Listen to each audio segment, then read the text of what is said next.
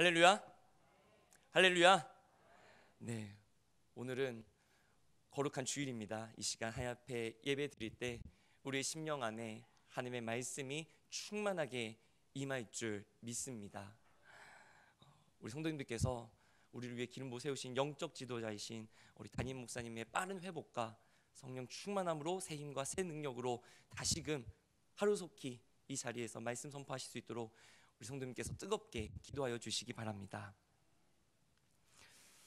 오늘 말씀의 제목은 부자와 나사로의 죽음입니다.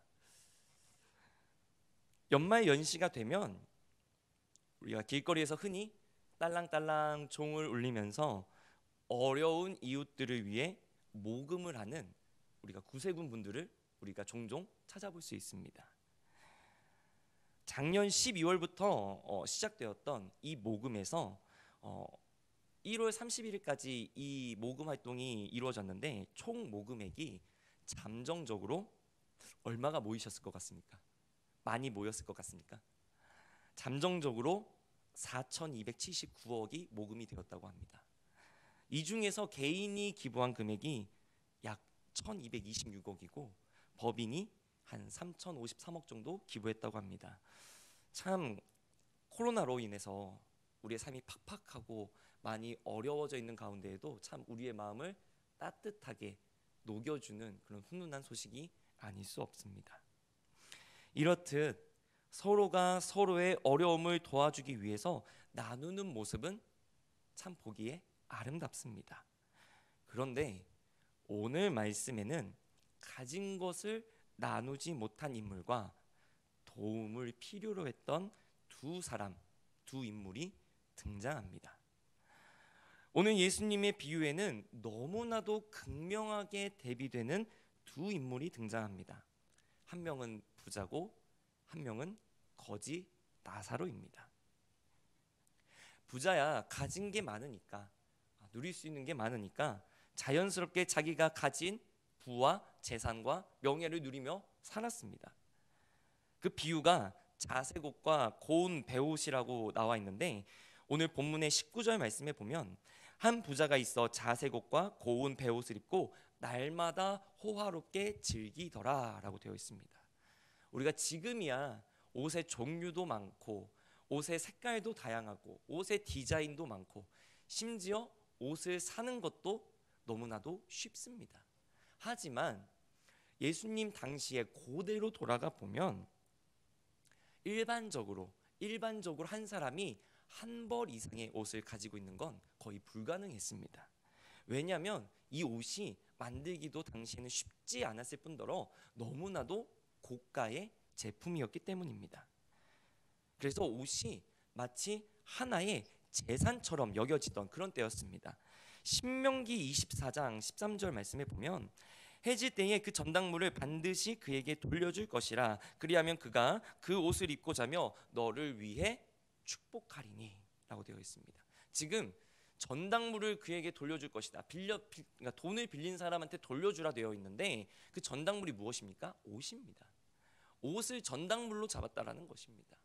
옷을 그 정도의 가치가 있는 것으로 여겼다라는 것입니다. 그런데 오늘 말씀에 보면 이 부자가 가진 옷은 당시에는 우리가 지금은 색깔 있는 옷을 입기가 참 쉽지만 당시에는 염색을 한다는 건 굉장히 어려운 일이었습니다. 그럼에도 불구하고 자색옷, 아주 고급진 색깔로 염색이 된 옷을 입었고 또 고운 배로 만든 옷을 입었다라는 것입니다. 지금으로 우리가 비유를 하자면 아주 비싼 명품 같은 옷들로 호화롭게 자기를 꾸미며 살았다라는 것입니다. 옷을 그렇게 화려하게 입을 수 있으니까 이 부자도 아주 호화롭게 즐기면서 살았던 것으로 우리가 볼 수 있습니다. 반대로 이 부자와 대비되는 거지 나사로를 한번 보면 이 나사로는 가진 것도 당연히 없고 볼품없는 거지에다가 온몸이 상처투성이입니다. 이런 거지를 누가 거들떠 보겠습니까?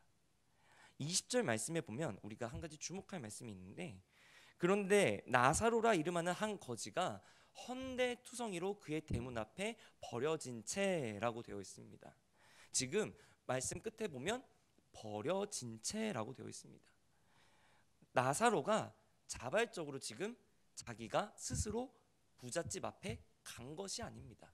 누가 이 나사로를 이 부잣집 앞에 데려다 놓았다라는 것입니다.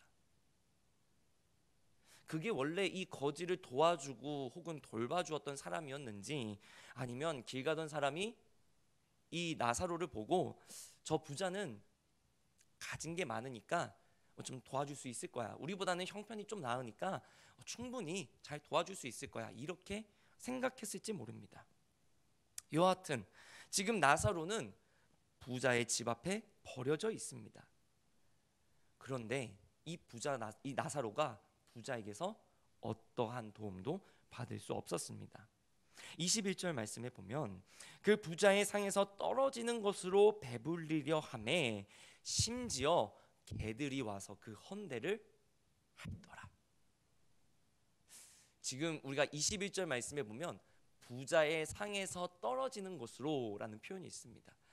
부자니까 얼마나 음식을 진수성찬을 온갖 몸에 좋고 맛 좋은 것들을 다 차려놓고 먹었겠습니까? 그런데 물론 그러한 것도 있겠지만 이 부자의 상에서 떨어지는 것이라는 이 말씀에 당시의 식습관의 문화가 좀 담겨져 있습니다. 여러분, 우리가 식당에 가면 가장 먼저 뭘 하십니까? 식당에 가시면 가장 먼저 뭘 하세요? 일단 자리에 앉으셔야죠. 자리에 앉으시고 메뉴를 보고 음식을 주문합니다. 그리고 나서 가장 먼저 뭘 하십니까? 식당에서 주는 물티슈로 우리의 손을 닦습니다. 손을 깨끗하게 닦고 우리가 식사를 합니다. 예수님 당시에 이 부자들의 식습관은 뭐였냐? 손으로 음식을 집어 먹는데, 그러면 손에 음식물 이런 것들이 묻지 않겠습니까? 그러면 그거를 수건이나 뭐 닦는 것으로 닦는 게 아니라 빵 조각으로 닦았다고 합니다. 빵 조각으로 자기 손에 묻은 것을 닦고 그것을 그냥 먹은 게 아니라 버렸다라는 겁니다. 지금 생각하면 아이고 저 아까운 빵을, 아이고 저거를 왜 닦고, 이렇게 우리는 생각할 수 있는데, 이게 그 당시 부자들의 식습관 중에 하나였다라는 것입니다. 그런데 오늘 우리가 21절 말씀에 보면 나사로는 제대로 된 음식을 대접받지 못했습니다. 따뜻한 국 하나, 따뜻한 밥 한 끼 대접받지 못했습니다. 심지어 나사로는 부자의 상에서 떨어진 그 부스러기라도 먹으려고 안간힘을 쓰고 있는 것입니다. 너무나도 비참한 모습입니다. 우리 한국 사람들은 정이 있지 않습니까? 좀 어려운 사람 보게 되면 아이고 그래도 가서 밥 한 끼라도 뜨뜻하게 국밥이라도 한 그릇 드시고 가세요라고 하면서 우리가 참 도와줄 텐데, 이 부자는 이 나사로를 외면했고 무시했고 관심이 없었다라는 것입니다. 더 비참한 게 뭐냐? 이 나사로에게 정말 상처와 정말 온몸에 상처가 많았는데 그 상처를 지금 개들이 와서 핥고 있다라는 것입니다. 남이 버린 빵 부스러기 주워 먹으려고 하는데 개들이 와서 내 상처를 핥고 있는 그 모습이 너무나도 부자하고는 극명하게 대비되는 그러한 비참한 모습으로 나타납니다. 어쩌면 부자는 이 나사로를 보면서도 이해가 되지 않았을 겁니다. 자기는 부자라서 열심히 정말로 살아서 나는 이렇게 부를 이루었고 또 나는 가진 게 많아서 이렇게 잘 살고 있는데, 자신은 복을 받아서 이렇게 너무나도 풍요롭게 살고 있는데 저 거지 나사로를 보면서 아유 얼마나 저 거지는 얼마나 노력을 안 하고 게을렀으면 어쩌다가 저렇게 되었을까? 저 나사로 거지는 뭘 잘못했길래 저렇게 거지가 되었을까? 에휴 한심하다. 아마 이런 생각을 했을지 모르겠습니다. 모든 사람은 결국은 언젠가 죽게 마련입니다. 거지 나사로도 천년만년 잘 살 것 같았던 이 부자도 마찬가지였습니다. 그런데 부자는 어떻게 되었습니까? 음부 지옥에 떨어지고 이 거지 나사로는 아브라함의 품에 안겨 있었습니다. 우리는 하나님이 우리에게 주신 은혜를 마치 내가 처음부터 가지고 있었던 것처럼, 내가 자격이 있어서 내가 노력해서 얻은 것처럼 내 의와 내 공로로 생각해서는 안 됩니다. 신분 이동이 어려웠던 예수님 당시에 아마 이 부자도, 오늘 말씀에 나오는 이 부자도 태어날 때부터 부자였을 가능성이 굉장히 높습니다. 지금도 부자들은 태어나면서부터 부자인 경우가 훨씬 더 많습니다. 예전에는 참 그런 말을 많이 들었었던 것 같은데, 자수성가 혹은 개천에서 용난다, 이런 말들을 참 우리가 좀 종종 들었었던 것 같은데, 지금은 그 이야기 듣기가 너무 좀 힘든 것 같습니다. 하다못해 우리가 부자들을 얘기할 때 금수저라고 우리가 또 얘기합니다. 이 금수저도 또 무슨 이야기입니까? 경제적으로 이미 좋은 배경을 가지고 태어난 사람을 얘기할 때 우리가 금수저라고 이야기합니다. 그런데 여러분, 한번 잘 생각해 보십시오. 오늘 말씀에 나오는 이 부자가, 또 우리 삶에서 만날 수 있는 이 부자가, 그들이 가지고 있는 그 부가 정말로 자기가 이루어낸 부이겠습니까? 자기가 노력한 부이겠습니까? 물론 겉모습으로 보기에는 그들이 열심히 노력해서 근면성실해서 그들이 부자가 될 수 있는 것처럼 보입니다. 그래서 자기가 누리고 있는 부가 너무나도 당연하고 이거를 남에게 베풀 이유가 하나도 없다, 그렇게 생각하는 경우도 우리가 볼 수 있습니다. 그런데 역대상 말씀에 보면 하나님께서 어떻게 말씀하시는지 한번 보도록 하겠습니다. 우리 역대상 29장 12절 말씀입니다. 우리 함께 봉독하도록 하겠습니다. 시작.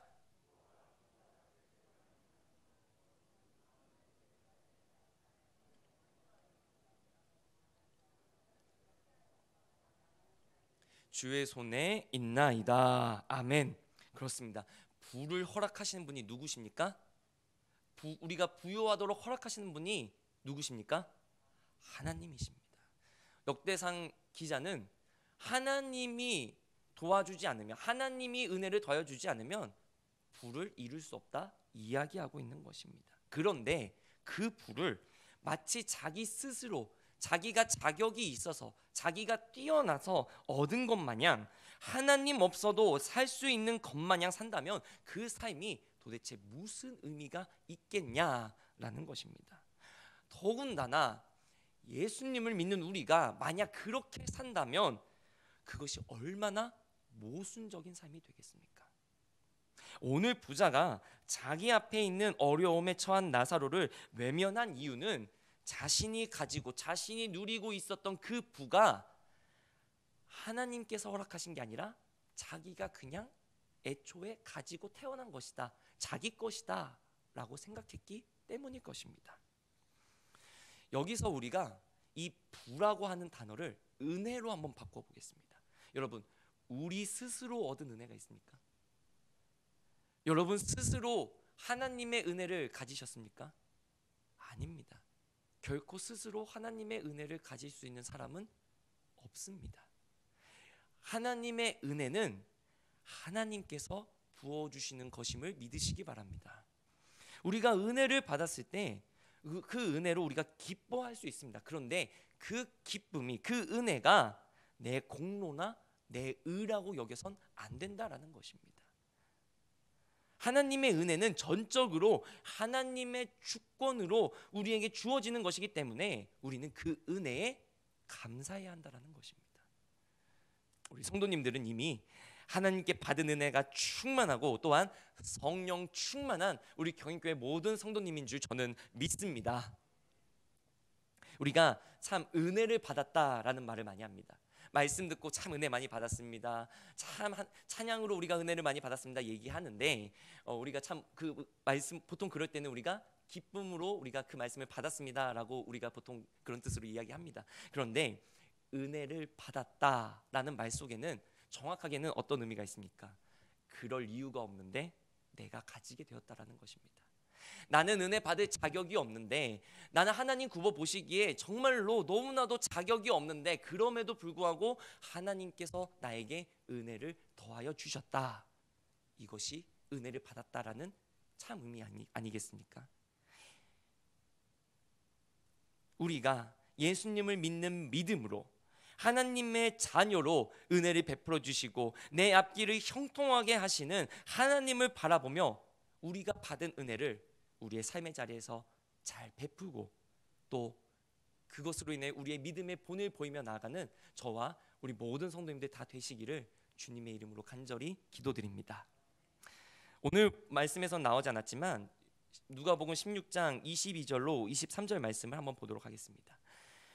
이에 그 거지가 죽어 천사들에게 받들려 아브라함의 품에 들어가고 부자도 죽어 장사되매 그가 음부에서 고통 중에 눈을 들어 멀리 아브라함과 그의 품에 있는 나사로를 보고라고 되어 있습니다. 앞에서 거지 나사로와 부자의 그 삶의 모습이 달랐습니다.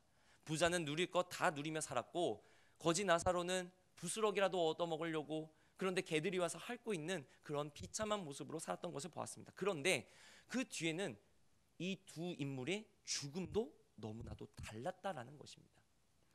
22절에 보면 나사로의 죽음은 그냥 그 거지가 죽어라고 되어 있습니다. 여러분, 거지가 죽으면 장사를 누가 후하게 치러주겠습니까? 거지가 죽어서 아이고 그 거지가 죽었네, 우리가 장사를 참 후하게 치러줘야겠다, 참 그런 경우가 거의 없을 것입니다. 아마 이 예수님 당시에도 이 거지가 죽으면 어디 내버리지만 않으면 다행일 것입니다. 그냥 그래도 사람이니까 땅에 묻어주면 다행이었을 것입니다. 아마 이 거지의 죽음도 그 삶의 모습과 다르지 않게 너무나도 비참한 모습이었을 것입니다. 아무도 슬퍼해 주지 않고 아무도 그 죽음을 애도하지 않았다는 것입니다. 반면에 부자는 어떻게 되어 있습니까? 죽어 장사되매라고 되어 있습니다. 거지는 죽어고 부자는 장사되매라고 되어 있습니다. 여러분, 부자가 죽었을 때 얼마나 호화롭게 장례를 치렀겠습니까?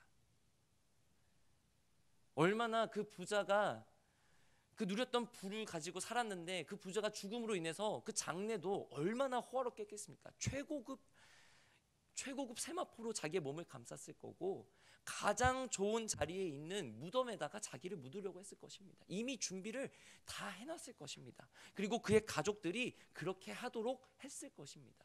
얼마나 많은 조문객들이 와서 아이고 그 부자가 죽은 거 너무나도 슬픕니다, 얼마나 상심이 크시겠어요, 슬프며 애도했을 것입니다. 거지의 죽음과 부자의 죽음은 오늘 말씀에서도 너무 극명하게 차이가 난다는 것입니다. 그런데 이 말씀, 이 이야기가 더욱더 극적인 것은 나사로와 부자가 죽은 뒤에 그 결과가 또 너무 극명하게 바뀐다라는 것입니다. 나사로는 아브라함의 품에 안겼고 부자는 음부 지옥에 떨어졌다라는 것입니다. 말씀에는 나사로가 하나님을 잘 믿었고 부자는 나쁜 사람이었다, 뭐 이런 이야기는 나오지 않습니다. 그러면 예수님은 왜 이런 이야기를 하셨을까요? 우리가 그것을 알기 위해선 이 이야기 앞에 있는 그 이야기를 봐야 됩니다. 예수님께서 이 이야기를 하신 이유가 단순히 우리는 부자가 되어서는 안 된다, 물질의 욕심을 내어서는 안 된다, 우리는 나사로처럼 가난하게 살아야 된다, 이런 이야기를 하려고 하셨던 걸까요? 단순히 부자가 이 나사로를 도와주지 않은 것이 부자가 지옥에 간 결정적인 이유일까요? 왜 나사로와 부자의 죽음은 이렇게도 극명하게 차이가 나는 걸까요? 여러분, 우리가 죽어서 하나님 앞에 설 때에는 우리의 재산, 우리의 명예, 우리가 가지고 있는 것 아무 소용이 없습니다.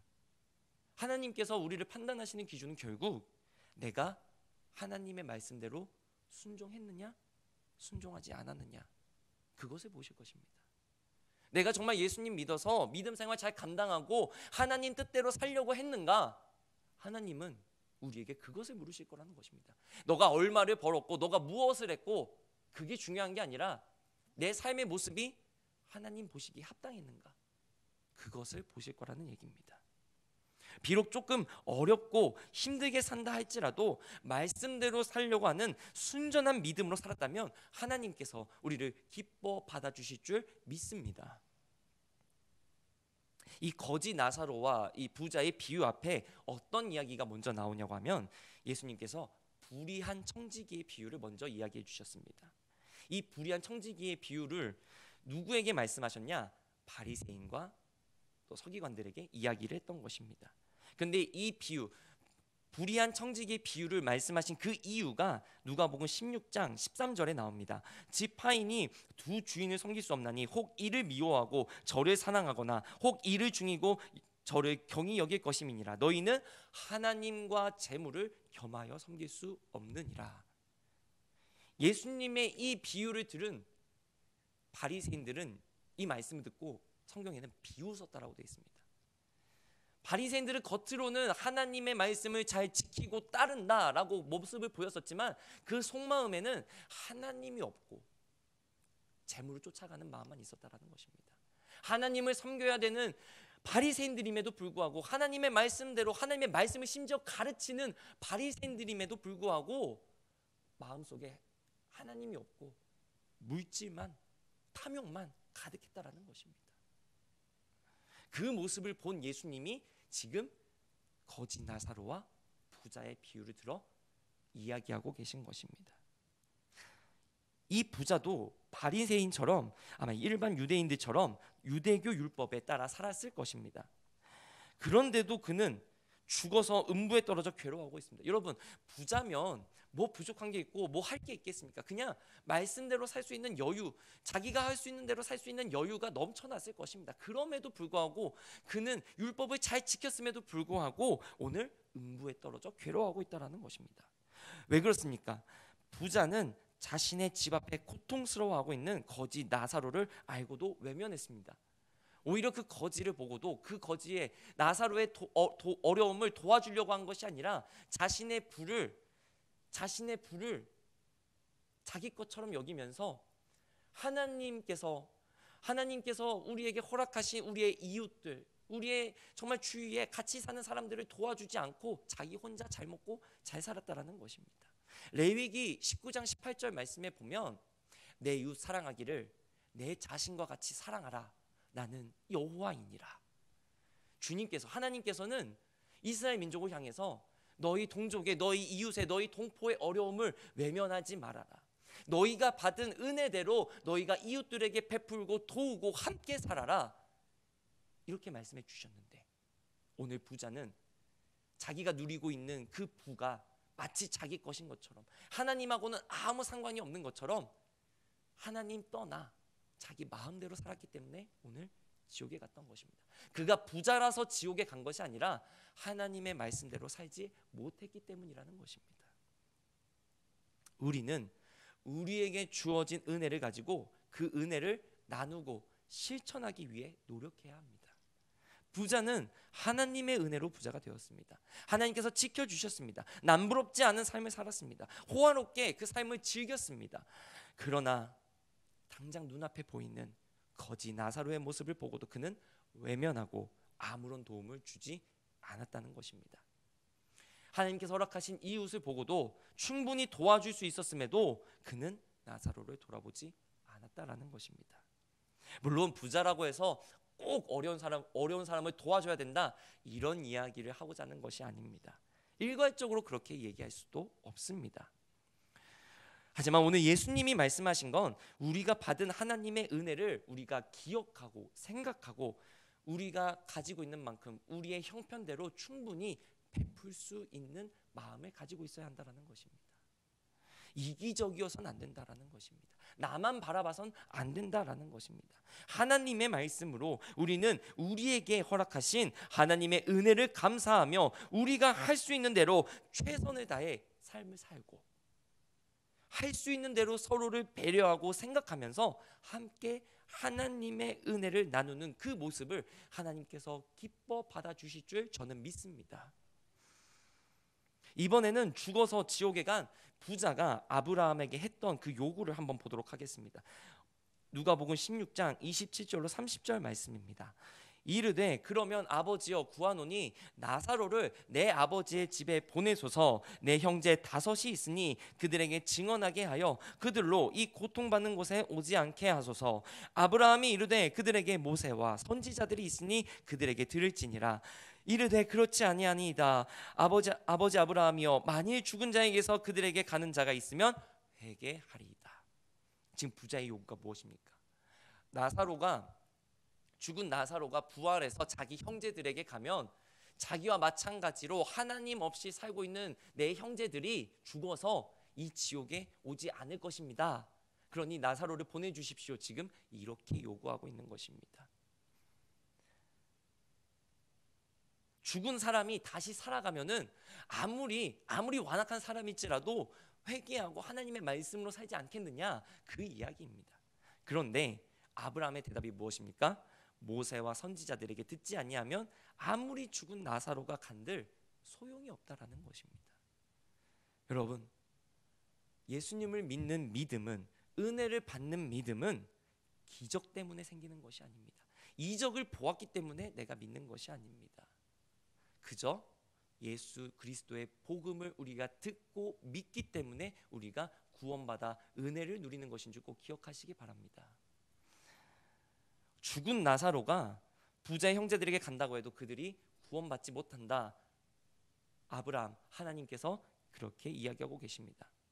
아브라함의 대답은 이 부자의 형제들이 먼저 하나님의 말씀, 모세와 선지자들을 통해 이미 보여주신 하나님의 말씀에 먼저 순종하고 하나님의 말씀을 듣고 따라야만 이들이 구원을 받는 것이지, 죽은 나사로가 살아간다고 해서 그들이 구원받는다는 것은 아니라는 것입니다.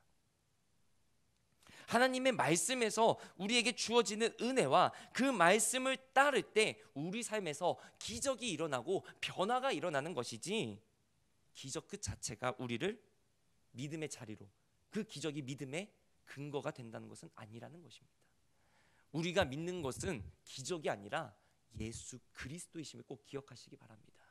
우리가 믿는 것은 예수님께서 나를 대신하여 십자가에 달려 돌아가셨고 3일 만에 부활하셨고, 우리가 예수를 믿는 믿음으로 말미암아 죄에서 구원받아 하나님의 자녀가 되어 하나님의 은혜를 누리며 살아가는 삶인 줄 꼭 기억하시기 바랍니다. 만약에 우리의 믿음의 근거가 기적이 되어버리면 우리의 믿음은 온전한 믿음이 아니라 그냥 신비주의와 같은 미신적인 믿음이 될 것이기 때문입니다. 구원에 이르는 믿음은, 은혜를 누리는 믿음은 하나님의 말씀, 예수 그리스도의 복음을 믿고 따르는 것인 줄 꼭 기억하시기 바랍니다. 아무런 공로도 없고 아무것도 드릴 것이 없는 나를 위해서 예수님께서 내 죄를 짓고 십자가에 달려 돌아가셨으니 내가 받은 하나님의 사랑이, 내가 받은 하나님의 은혜가 내 것이 아니고 하나님의 것이기 때문에, 내 노력 때문이 아니고 하나님께서 부어주신 것이기 때문에 저와 여러분 모두 겸손하게 하나님 앞에 엎드려야 될 줄 믿으시기 바랍니다. 우리가 하나님의 자녀 되어 하나님의 나라에 들어가기까지 우리는 이 세상을 하나님의 은혜로 사는 것인 줄 꼭 기억하시기 바랍니다. 말씀에 정돈하겠습니다. 하나님의 은혜로 사는 인생, 하나님께 받은 은혜를 내 모습에 맞게 내가 할 수 있는 만큼 기쁨으로 베풀 때 하나님께서 그 모습을 기뻐 받아주시고, 우리가 하나님 앞에 서는 그날에 기쁨으로 하나님 앞에 하나님 나라에 들어갈 줄 믿습니다. 말씀으로 결단하시고 하나님과 늘 동행하는 우리 경인교회 모든 성도님들 다 되시기를 주님의 이름으로 간절히 기도드립니다.